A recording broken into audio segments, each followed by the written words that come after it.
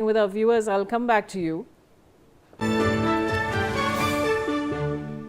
Now, air raid sirens have been triggered across Kuwait and Kuwait City as the country's military and air defense systems actively intercept hostile missile and drone attacks in the area.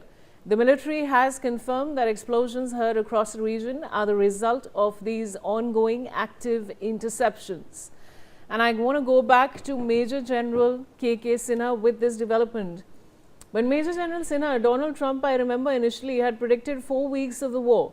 And look at what's now happening. The point here really is that all of us, common people across the world, are going to suffer with the ripple effects of this war. And perhaps the US president is not realizing that.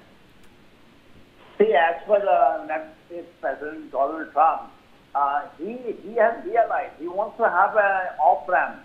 But the ego part of it is so badly, and some of them, especially your CENTCOM commander, somehow taking as an issue that they will be able to, set it militarily, which they are not. Until unless you carry out the actual assault on those areas to control the state of Hormuz, you can't achieve it. By air power, mere striking to the area is a saturation point. And it goes also for the Iran, because the way they are hitting, but the targeting which they are getting, but what you brought it out regarding the Kuwait. Kuwait has got the largest number of American forces located in Kuwait. That is being hit, and it is the nearest from the 240 kilometers you take it from the Kharga Island. And the missiles take 5 to 6 minutes to reach over there, and very difficult because these are supersonic missiles, and you can't stop them. Interception becomes very effective.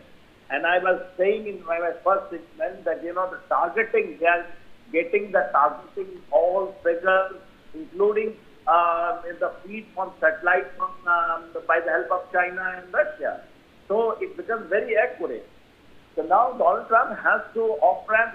He is asking, but under the coercion, under the threat that you give up, you show that you have lost, and then we will get away. He has to understand the humiliations which they faced in Afghanistan and Vietnam and other countries from wherever they have gone to get away. They should wind up from here. There are a number of journals, if you remember about 1.5 months, 2 months back, before they started this thing on February, they cautioned him and they've resigned in the United States of America. Militarily, they know that if you go over there in a previous way or you carry out the airborne operation, you will have a lot of casualty and you will not be able to take it back. And there is no guarantee that you will get a success because the ground geography is on the side of Iran. So militarily, it's not possible because the conditions on the ground are in the favor of your adversary. And you can't do it. And they are determined to do it. This country is not like Venezuela that the people will give up, or the military will give up and lay down their arms just because you threaten them and you coerce them. All right, Major General, thank you so much for joining me on the broadcast with your perspective.